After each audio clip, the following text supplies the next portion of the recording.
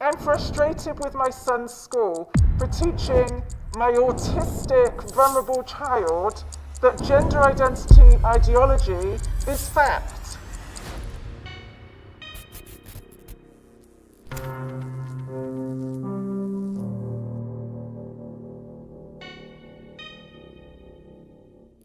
My son was 14 years old when he started to become more involved online.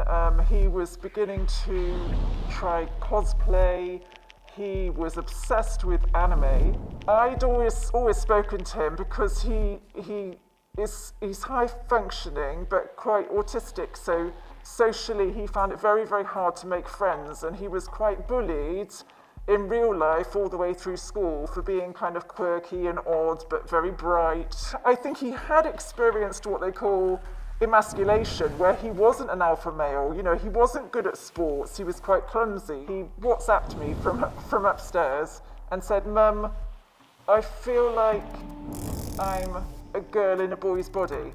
And I said, "That's absolutely fine, darling." I had absolutely no idea what was just about to happen. He then started to fall into this deep online world where he was talking to groomers, and he didn't understand that those people weren't his family, and they were doing disgusting things like sending him pics. So I asked to see his phone, and I looked at his phone and I could see that some very, very strange groups of people were actually talking to him sexually. They were asking him very personal questions. One of them actually sent a very revealing picture of his, and it seemed to be evident that, you know, these people weren't teenagers. They were older, presumably paedophiles preying on a young child. But he was dressing up for these people.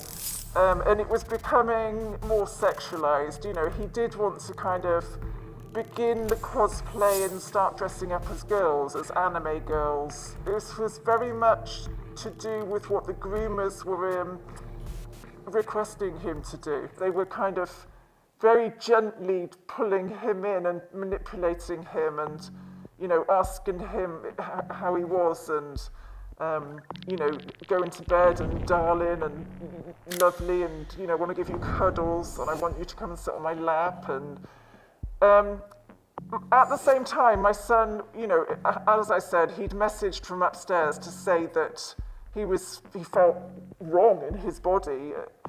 I then asked if the school could talk to him, maybe the school nurse could talk to him about puberty. And then before I know it, he's come through the front door with all this paperwork, you know, clipped together piece of paper, one from the NHS, which was to do with an organisation of young trans youth called Identity, who were explaining that it was best, you know, if children felt that way, it's best to, you know, start a medical process to transition. None of it seemed evidence-based. It was very much talking about, not about the feelings, but about moving quickly into changing sex almost, you know, and agreeing that the child was born wrong.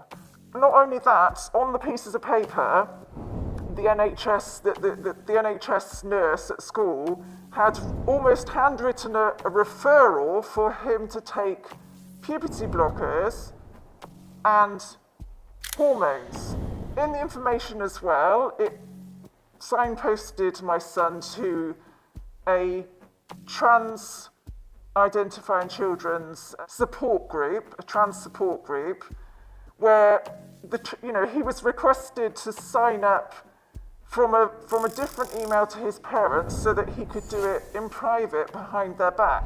The website seemed to, you know, he was bombarded every single day with about 5 or 6 emails from the Youth Digest, where it seemed lots of trans-identified children were all discussing with each other.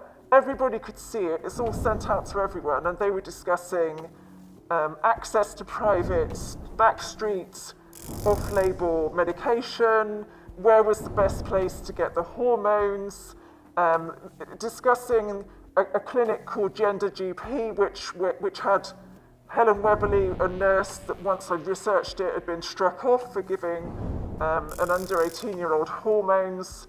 They had no endocrinologist support. They were directing people to various surgeries, and the kids were kind of racing to get onto puberty blockers, and are you on estrogen yet? Are you on testosterone yet? And I've been on it 3 months. They're all racing to do this, and it just seemed really odd, really.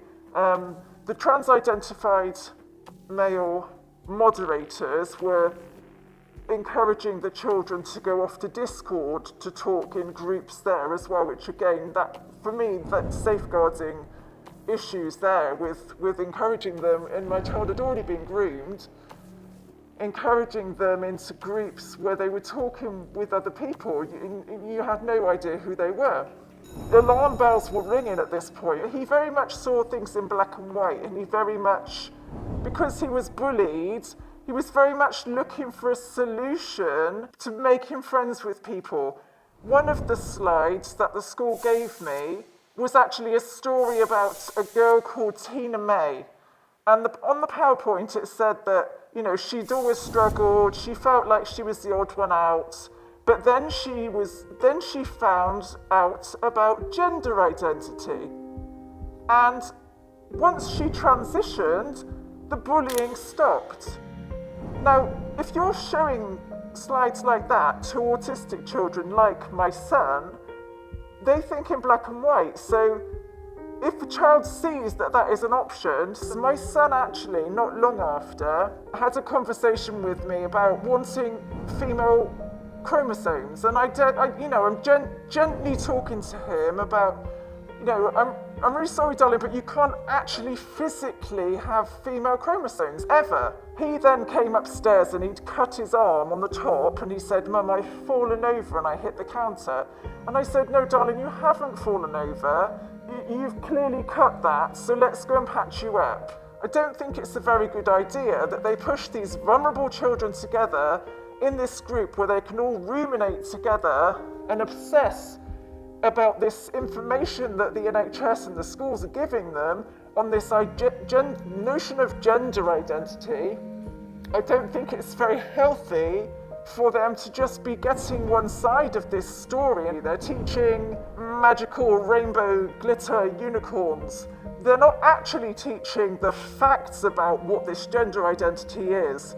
They're not teaching the facts about what these operations entail and the fact that these are off-label, off-license drugs being given to kids, like Lupron was given to prisoners and now we're giving it to children as puberty blockers.